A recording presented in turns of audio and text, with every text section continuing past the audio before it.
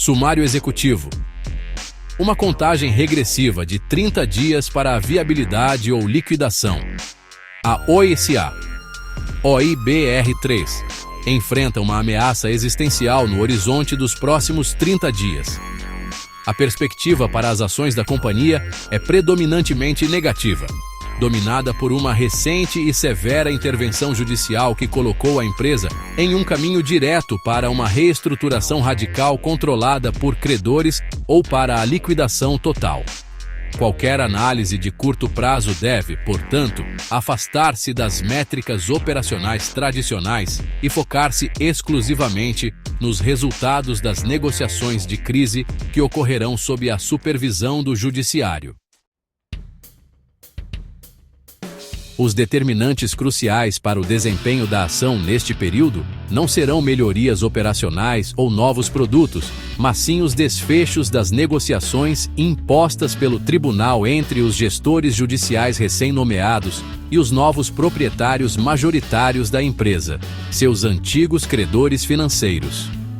Este novo bloco de controle, composto por fundos de investimento globais e bancos, tem como objetivo principal a recuperação de seu capital, e não a valorização do capital acionário para os investidores minoritários existentes.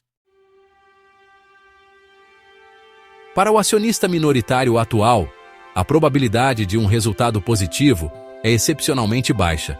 A recente diluição de 80% do capital social, um passo necessário para a aprovação do plano de recuperação, já transferiu a quase totalidade do valor da empresa para os credores.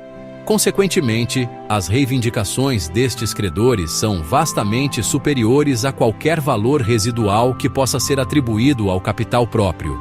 O iminente grupamento de ações, embora tecnicamente necessário para cumprir as regras da Bolsa, é uma medida puramente cosmética que não altera esta realidade fundamental de destruição de valor. Em conclusão, qualquer investimento em OIBR3 nos próximos 30 dias representa uma especulação de altíssimo risco sobre um evento binário, um acordo de última hora liderado por credores versus uma liquidação ordenada pelo tribunal. Ambos os cenários apontam para uma recuperação mínima ou nula para os atuais detentores de ações ordinárias. O período em questão não é uma janela para uma potencial recuperação, mas sim para a determinação do método final de desmantelamento ou transformação da companhia, um processo no qual os acionistas minoritários atuais não possuem praticamente nenhuma agência ou direito a valor. O precipício judicial. A trajetória da Oi em sua segunda recuperação judicial sofreu uma mudança drástica e decisiva com uma intervenção judicial sem precedentes. Essa ação não apenas alterou a gestão da empresa, mas também redefiniu, de forma fundamental, toda a dinâmica de poder e o cronograma para sua sobrevivência ou dissolução. Em uma decisão de grande impacto, a juíza Simone Gastesi Chevron, da 7ª Vara Empresarial do Rio de Janeiro, determinou o afastamento de toda a diretoria e do Conselho de Administração da Oi. Essa medida drástica representa uma perda total de confiança do Judiciário na capacidade da gestão anterior de conduzir a empresa de forma a preservar o valor remanescente para seus stakeholders, principalmente os credores. A decisão, na prática, encerrou a autonomia da companhia em seu processo de reestruturação, transferindo o controle de seu destino para gestores nomeados pelo tribunal e para as deliberações com os credores. A principal justificativa do tribunal para uma intervenção tão severa foi a constatação de um esvaziamento patrimonial e de um estado pré-falimentar. A decisão judicial apontou para uma série de fatores preocupantes, incluindo inconsistências nos registros de ativos disponíveis para venda, custos de gestão considerados excessivamente altos e a busca por estratégias legais onerosas, como um processo de Chapter 11 nos Estados Unidos, que foram consideradas incompatíveis com a situação de insolvência da empresa. Essencialmente, o tribunal concluiu que a gestão anterior estava a destruir, em vez de preservar, o valor residual da companhia. A busca por um Chapter 11, por exemplo, foi vista não como uma estratégia viável de reestruturação, mas como uma manobra dispendiosa que consumiria o caixa remanescente que, por direito, deveria ser direcionado aos credores. A situação de liquidez era tão crítica que a empresa admitiu ter apenas R$21 milhões em caixa para fazer frente a obrigações imediatas de R$1,5 bilhão, projetando ainda um fluxo de caixa negativo de R$178 milhões para o mês de outubro. O ultimato de 30 dias. Para forçar uma resolução, o tribunal impôs um prazo estrito de 30 dias. Dentro deste período, a nova gestão e os credores devem decidir entre dois caminhos: a continuação do processo de recuperação judicial, sob um plano novo e comprovadamente viável, ou o avanço para a liquidação integral da empresa. Para facilitar as negociações, o tribunal também suspendeu a exigibilidade de certas obrigações de dívida durante este período, criando um escudo temporário, mas ao mesmo tempo estabelecendo um ambiente de intensa pressão para que se chegue a um acordo. Os gestores judiciais nomeados. Para conduzir este processo crítico, o tribunal nomeou 2 gestores judiciais com mandatos específicos. Bruno Rezende, da Preserva Ação, foi encarregado de supervisionar a transição dos serviços públicos essenciais prestados pela Oi e de intervir nas operações do Grupo Oi. Seu mandato inclui a obrigação de reportar diretamente ao tribunal qualquer operação que envolva a oneração ou alienação de patrimônio. Sua vasta experiência como administrador judicial, em casos de alta complexidade, sugere um foco rigoroso na correção processual e na proteção dos interesses dos credores. Tatiana Binato foi nomeada para gerir a transição das subsidiárias Serede e Tato, que também enfrentam processos de recuperação judicial. Sua especialização em administração judicial indica um mandato focado em deslindar a complexa teia de dívidas e operações dessas subsidiárias, que são cruciais para a prestação de serviços da Oi. A intervenção judicial não ocorreu no vácuo. Na verdade, ela foi o clímax de uma crescente pressão exercida pelos novos credores controladores da Oi e por seu parceiro estratégico e também credor, a V.tal. A V.tal, controlada pelo BTG Pactual, apoiou publicamente a decisão do tribunal, classificando-a como adequada e necessária. A sincronia dos eventos é, realmente notável e reveladora. No mesmo dia da decisão judicial, os acionistas da V.tal votaram para remover os diretores indicados pela Oi de seu próprio conselho de administração. A justificativa apresentada foi a descoberta de um suposto plano de ataque por parte da gestão da Oi, que visava prejudicar os direitos da V.tal em benefício da própria Oi, o que configura claramente um conflito de interesses. Esse alinhamento de ações demonstra que a intervenção judicial foi, na prática, o resultado de uma ação coordenada, ou, no mínimo, de interesses convergentes entre os principais credores e o judiciário. Os credores, tendo perdido a fé na capacidade, ou até mesmo na vontade da gestão anterior de maximizar o valor dos ativos remanescentes para o pagamento das dívidas, usaram o aparato judicial como instrumento para tomar o controle, interromper a queima de caixa e impor sua própria agenda de reestruturação ou liquidação. Agora, o relógio de 30 dias corre de acordo com o cronograma e os objetivos dos credores, não mais da antiga gestão ou dos acionistas minoritários. O novo regime de controle dos credores e subordinação dos acionistas. A estrutura de poder e os objetivos estratégicos da Oi foram irrevogavelmente alterados pela aprovação do seu segundo plano de recuperação judicial. A mudança mais fundamental foi a transição do controle acionário, que passou das mãos de acionistas tradicionais para os credores financeiros da empresa. Essa nova realidade redefine completamente as perspectivas para os acionistas minoritários e dita os resultados prováveis do atual impasse de 30 dias. a nova estrutura de propriedade e a diluição massiva. O plano de recuperação judicial homologado facilitou uma conversão de dívida em ações, o famoso Debt for Equity Swap, um mecanismo pelo qual os credores concordam em cancelar parte de suas dívidas em troca de uma participação acionária na empresa. No caso da Oi, esse processo resultou na emissão de novas ações que foram entregues aos credores, diluindo a participação dos acionistas existentes em aproximadamente 80%. E olha, essa não é uma diluição trivial. É uma transferência catastrófica da propriedade e do valor da empresa. Os acionistas que detinham 100% da companhia antes deste evento viram sua participação coletiva reduzida a apenas 20%. Consequentemente, a influência sobre a governança corporativa e o direito a futuros lucros ou ao valor de liquidação foram drasticamente diminuídos. Mapeando os credores no comando. Os novos acionistas majoritários da Oi formam um grupo heterogêneo de instituições financeiras, cada uma com sua própria estratégia de investimento, mas unidas pelo objetivo comum de maximizar a recuperação de seus créditos originais. A tabela abaixo detalha os principais atores neste novo bloco de controle. PINCO, uma gestora de investimentos global, tem uma reivindicação de dívida original de aproximadamente 2,14 bilhões de reais, considerando fundos combinados, e uma participação acionária pós-conversão estimada em 36,5%.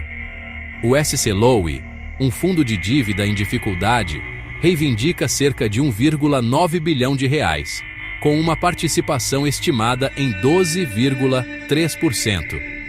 Ashmore, um fundo de mercados emergentes, não teve o valor da reivindicação especificado, mas detém uma participação de 9,5%. O Banco do Brasil, um banco estatal brasileiro, tem uma reivindicação de 5 bilhões de reais, mas a participação acionária pós-conversão não foi especificada. O China Development Bank, banco de fomento chinês, reivindica 3,6 bilhões de reais. A Caixa Econômica Federal, outro banco estatal brasileiro, tem uma reivindicação de 2,4 bilhões de reais. E o Itaú BBA, banco de investimento brasileiro, reivindica 2 bilhões de reais. As participações acionárias pós-conversão desses últimos credores também não foram especificadas. Objetivos dos credores versus interesses dos acionistas. O conflito de interesses entre os novos acionistas credores e os acionistas minoritários remanescentes é fundamental e, sinceramente, intransponível. A tese de investimento de um credor que assume o controle de uma empresa em dificuldades não é especular sobre uma recuperação do preço da ação a partir de níveis de penny stock. O objetivo é estruturar a liquidação ou a venda dos ativos remanescentes da empresa de uma forma que maximize o retorno sobre a dívida original. Eles provavelmente apoiarão estratégias que ofereçam um caminho claro e rápido para a liquidez, como a venda da participação na Vital e da Oi Soluções, mesmo que o valor obtido nessas transações cubra apenas suas reivindicações e não deixe nenhum valor residual para o capital próprio. Para os acionistas minoritários, cujas perdas já são substanciais, qualquer esperança de recuperação depende da empresa sobreviver e gerar lucros futuros, um cenário que, infelizmente, não se alinha com a necessidade de liquidez imediata dos credores. O grupamento de ações, uma formalidade técnica. Para agravar a situação, a administração da Oi propôs um grupamento de ações, ou Reverse Stock Split, na proporção de 25:1, que será submetido à votação em Assembleia Geral Extraordinária, a chamada AGE. O objetivo declarado desta medida é enquadrar a cotação da ação em um valor superior a R$1 por unidade, cumprindo assim as regras da B3 para evitar que o papel seja classificado como penny stock e, teoricamente, atrair o interesse de investidores institucionais. No entanto, é crucial entender que um grupamento de ações é uma ação puramente administrativa que não cria nenhum valor econômico. O valor de mercado total de uma empresa permanece o mesmo. O que muda é o número de ações em circulação e o preço por ação. O preço da OIBR3 caiu para centavos, porque o mercado avaliou corretamente que o valor do seu capital próprio foi quase inteiramente destruído pela dívida, falhas operacionais e, finalmente, pela diluição de 80%. O grupamento é uma reação forçada a este sintoma, não uma cura para a doença subjacente. Tratar o grupamento como um catalisador positivo é um erro de análise fundamental. Ele é uma formalidade processual que mascara a severa destruição de valor que já ocorreu e distrai do problema central: a transferência quase total do valor da empresa dos antigos acionistas para seus credores. Então, despojada de seus ativos mais valiosos e sob o peso de uma estrutura financeira insustentável, a chamada nova Oi enfrenta, de fato, uma realidade operacional sombria.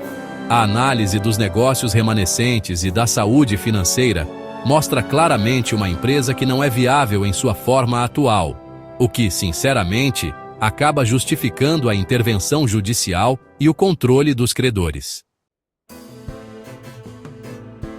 Olha, após a venda da divisão móvel, dos ativos de TV por assinatura e, principalmente, do controle da vasta rede de fibra óptica, que agora está com a V.tal, o principal negócio operacional que restou para a Oi é mesmo a Oi Soluções. Essa unidade, vale dizer, é totalmente focada no mercado corporativo, o famoso B2B, oferecendo serviços de conectividade, tecnologia da informação, nuvem e segurança para empresas e também para o governo. Apesar de representar a maior parte da receita da empresa reestruturada, respondendo por mais de 50% do total, a Oi Soluções está, infelizmente, em uma trajetória de declínio. Relatórios financeiros apontam quedas bem significativas na receita, como uma retração de 23% em apenas um trimestre, impactada pela contínua redução na demanda por serviços legados baseados em redes de cobre. E para piorar, as projeções futuras indicam, na melhor das hipóteses, estagnação ou um crescimento muito lento, insuficiente para gerar o caixa necessário para sustentar a estrutura da companhia. O problema financeiro central da Oi, sem dúvida, é a incapacidade crônica de gerar caixa. Relatórios de analistas destacam de forma consistente uma severa queima de caixa operacional, sem qualquer perspectiva clara de reversão no curto ou médio prazo. Um relatório da Genial Investimentos, por exemplo, apontou uma queima de caixa operacional de 496 milhões de reais em um único trimestre, descrevendo a empresa como queimando caixa sem perspectiva de reversão. Essa situação acabou culminando na crise de liquidez aguda que levou à intervenção judicial. Como já foi mencionado, a empresa chegou a ter apenas 21 milhões de reais em caixa para cobrir obrigações de 1 bilhão e 500 milhões, um estado de insolvência de fato. E, para fechar, a necessidade de capitalizar juros vencidos para tentar preservar a liquidez imediata é só mais uma prova da situação financeira desesperadora. Agora, vamos falar um pouco sobre a análise do balanço patrimonial. O balanço da Oi reflete, sem rodeios, a sua condição precária. A dívida, mesmo depois da reestruturação, ainda permanece em níveis bem elevados, estimada em cerca de 10 bilhões de reais, de acordo com um relatório recente. A relação dívida líquida sobre EBITDA chegou a um patamar alarmante de 48,2 vezes em um período anterior, o que, sinceramente, sinaliza uma alavancagem completamente insustentável. Quando olhamos para os ativos, o mais valioso que restou no balanço da Oi é a participação minoritária de aproximadamente 27% na V.tal. Só que vale lembrar, esse ativo não está livre e desimpedido, não. Ele já foi dado como garantia para conseguir novos financiamentos emergenciais, os chamados empréstimos DIP, Debtor in Possession, e está bem no centro da relação conflituosa com o controlador da VETAL, o BTG Pactual. Por conta disso, a monetização desse ativo, na prática, vai beneficiar primeiro os detentores desses novos empréstimos.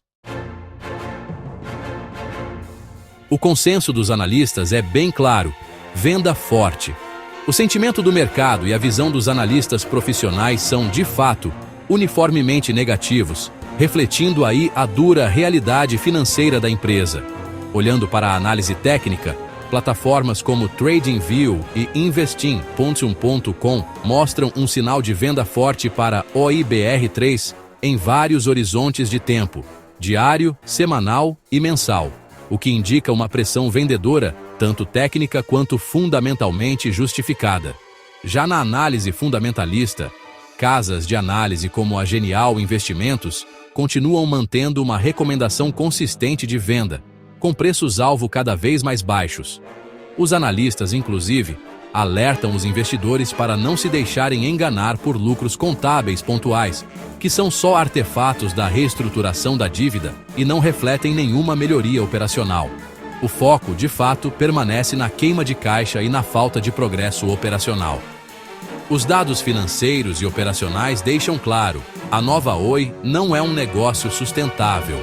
É, na verdade, uma estrutura corporativa com uma operação legada em declínio, que não consegue suportar sua estrutura de custos e dívidas.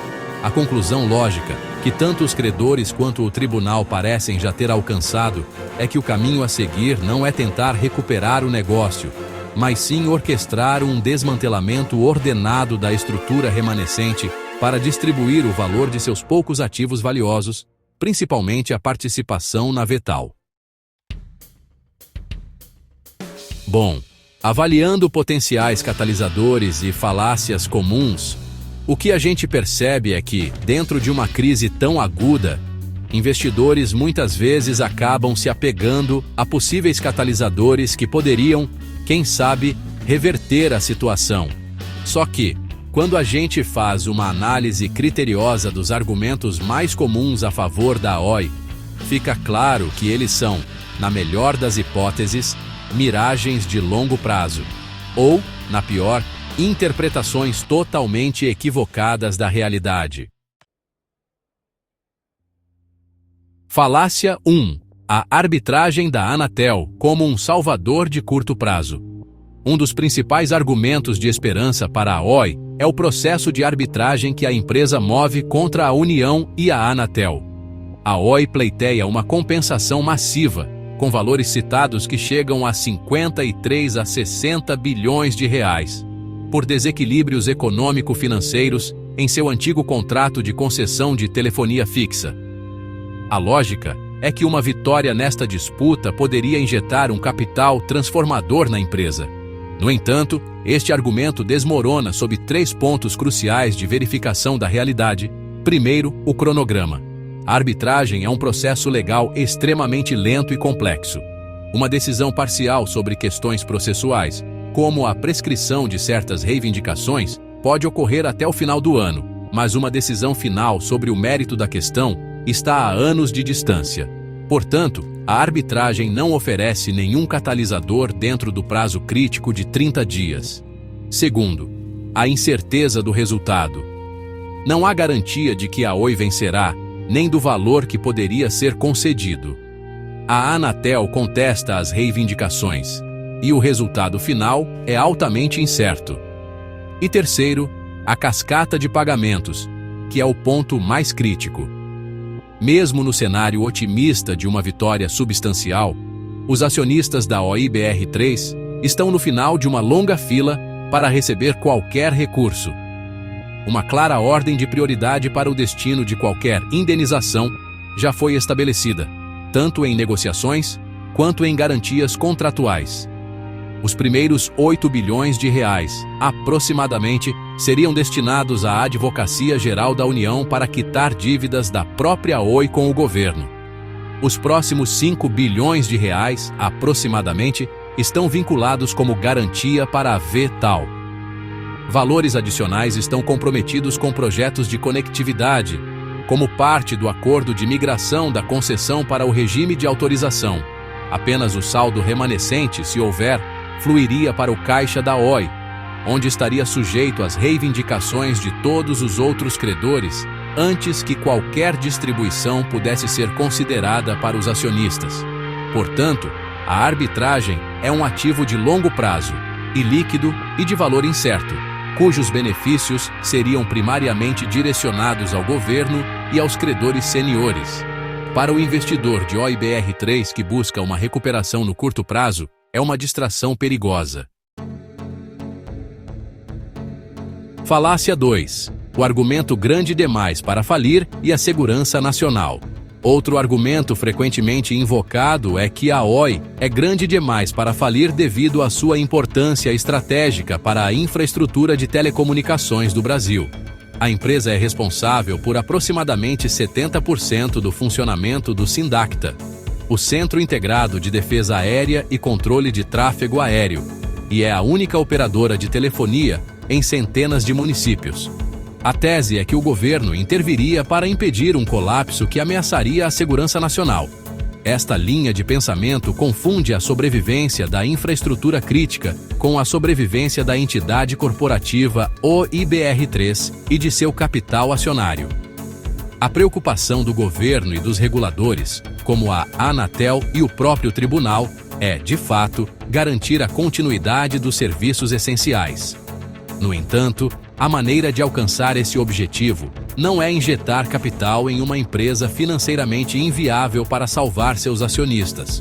Pelo contrário, o imperativo da segurança nacional justifica e exige uma transição ordenada desses serviços para outras operadoras saudáveis.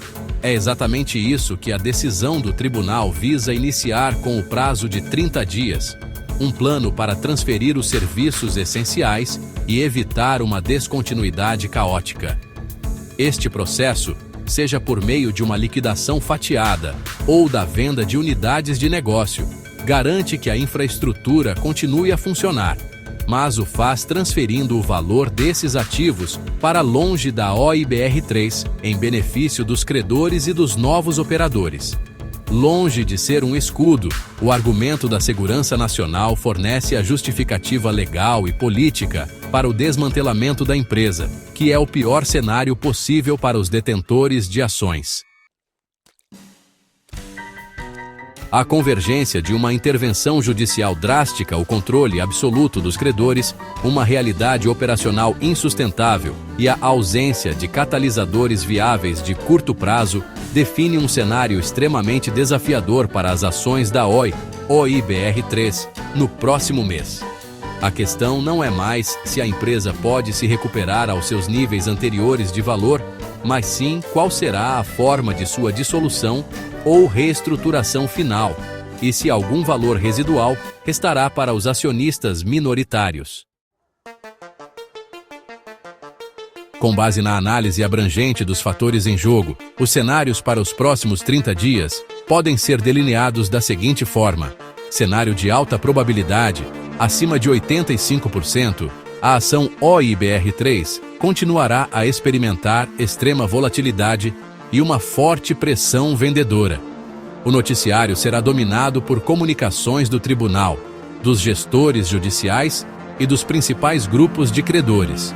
O caso base é a formulação de um plano que envolverá a venda dos ativos remanescentes mais valiosos, principalmente a participação na V-TAL e a unidade OI Soluções, para satisfazer as reivindicações dos credores. Este plano formalizará a eliminação quase total do valor para os acionistas minoritários existentes. O preço da ação tenderá a convergir para seu valor de liquidação, que, dadas as enormes dívidas remanescentes, é presumivelmente próximo de zero. A aprovação do grupamento de ações será uma formalidade para manter a ação listada enquanto este processo se desenrola. Cenário de baixa probabilidade, abaixo de 15%. Um acordo surpreendente é alcançado, preservando uma fração mínima de valor para o capital próprio. Este cenário exigiria que os credores, contra todas as evidências atuais, concluíssem que manter a Oi como uma empresa em funcionamento, talvez como um player de nicho B2B muito menor e com uma estrutura de capital totalmente nova, oferece mais valor a longo prazo do que uma liquidação imediata. Mesmo neste cenário otimista, o potencial de valorização para os atuais acionistas seria severamente limitado, e a ação permaneceria um ativo de altíssima especulação. Uma recuperação para qualquer valor que se assemelhe aos níveis históricos está fora de questão. Os investidores que acompanham a situação devem focar nos seguintes eventos e comunicações, que servirão como os principais indicadores do rumo dos acontecimentos. Tabela 1. Cronograma de eventos críticos para os próximos 30 a 60 dias. Data da intervenção judicial e afastamento da gestão, final de setembro de 2025. Prazo para novo plano ou decisão de liquidação, final de outubro de 2025, 30 dias após a intervenção. Assembleia Geral Extraordinária, votação do grupamento, 9 de outubro de 2025, segunda convocação. Divulgação de resultados do terceiro trimestre de 2025, 12 de novembro de 2025. Além dessas datas, os seguintes pontos são cruciais: petições judiciais, qualquer comunicação da 7ª Vara Empresarial sobre o progresso das negociações, a apresentação de um novo plano ou a extensão do prazo, relatórios dos gestores judiciais, declarações ou relatórios de Bruno Rezende e Tatiana Binato sobre suas avaliações da situação financeira e operacional da empresa e o curso de ação proposto. Comunicações dos credores, qualquer fato relevante, comunicado ao mercado ou declaração pública da PINCO, V-TAL, Banco do Brasil ou outros credores-chave que sinalizem suas intenções. Retornando à pergunta central, alguma chance para a Oi BR3 nestes próximos 30 dias? A resposta, baseada em uma análise exaustiva das realidades judicial, financeira e operacional, é que a chance de uma recuperação positiva e significativa para a ação ordinária Oi BR3 é excepcionalmente remota. A empresa está em uma contagem regressiva supervisionada pelo tribunal para uma liquidação liderada por credores ou uma reestruturação radical, onde as reivindicações dos detentores de dívida superam em muito qualquer valor residual para o capital próprio. Os riscos são existenciais e os potenciais catalisadores são ou miragens de longo prazo, como arbitragem, ou formalidades técnicas sem impacto econômico, como o grupamento. O período de 30 dias é uma janela crítica não para uma possível reviravolta, mas para determinar o método final da dissolução ou transformação da empresa.